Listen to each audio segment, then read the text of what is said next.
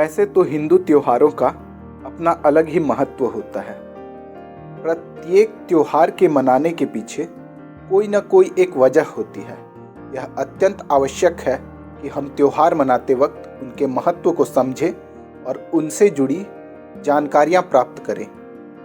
यह अत्यंत दुख की बात है कि आजकल की पीढ़ी त्योहार मनाती तो जरूर है, लेकिन उसके पीछे की वजह या उस त्योहार का जन्म कैसे हुआ यह बहुत कम लोगों को पता होता है।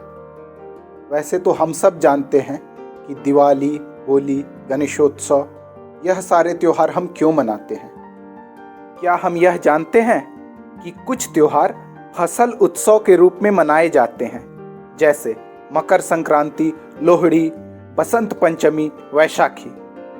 वैसे तो बसंत पंचमी वसंत ऋतु के आगमन का सूचक माना जाता है। इस त्योहार का महत्व सिर्फ यहीं खत्म नहीं होता।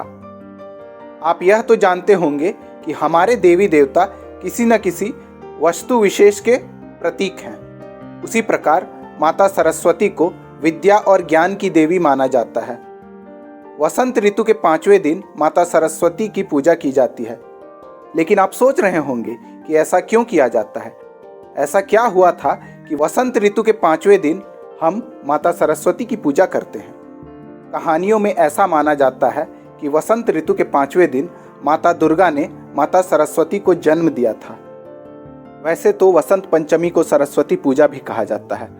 विभिन्न जगहों पर एक त्योहार को अलग अलग तरीके से मनाया जाता है।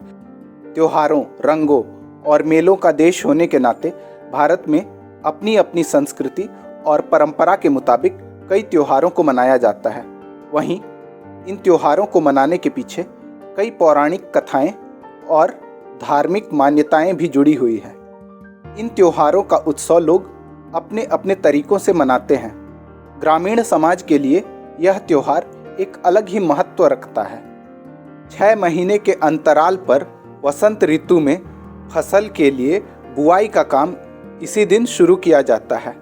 आप समझ सकते हैं कि हम कृषि प्रधान देश हैं और इस त्योहार के मायने हमारे किसान बंधुओं के लिए और भी बढ़ जाते हैं। जब बात विद्या और ज्ञान की हो तो हम शिक्षा और छात्र छात्राओं को कैसे भूल सकते हैं। इस त्योहार के दिन बच्चे अपनी किताबों की पूजा करते हैं। यह माना जाता है कि सरस्वती माता की पूजा करने से ज्ञान में बढ़ोतरी होती है।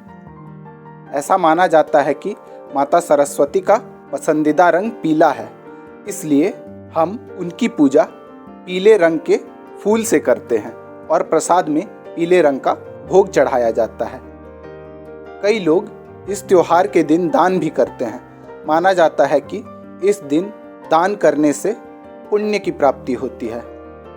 यह त्योहार बस यहीं तक सीमित नहीं है।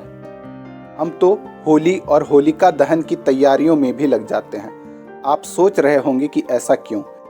ऐसा इसलिए क्योंकि इस त्योहार के ठीक 40 दिन बाद हम होली मनाते हैं और होली के एक दिन पहले हम होलिका दहन करते हैं।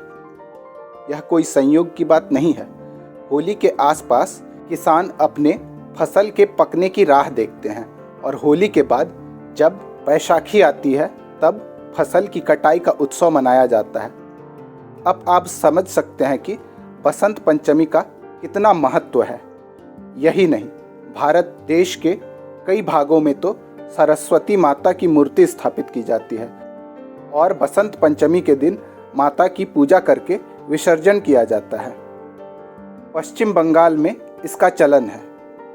पश्चिम बंगाल के अलावा उत्तरी एवं पूर्वी भारत के कई राज्यों में वसंत पंचमी मनाया जाता है। बच्चों और छात्र छात्राओं में विशेष उत्साह देखने को मिलता है। स्कूल, कॉलेज एवं शिक्षण संस्थाओं के प्रांगण में सरस्वती पूजा मनाए जाने का विशेष प्रचलन है। शिक्षा का महत्व हमसे छुपा नहीं है, लेकिन इसका आदर सत्कार करने से कृतज्ञता बनी रहती है। अंत में मैं बस यही कहूँगा, मुझे गर्व है अपने त्योहार और उत्सवों पर जो हमें प्रकृति और मौलिक गुणों का आदर करना सिखाती है। बसंत पंचमी और सरस्वती पूजा की ढेर सारी शुभकामनाएं।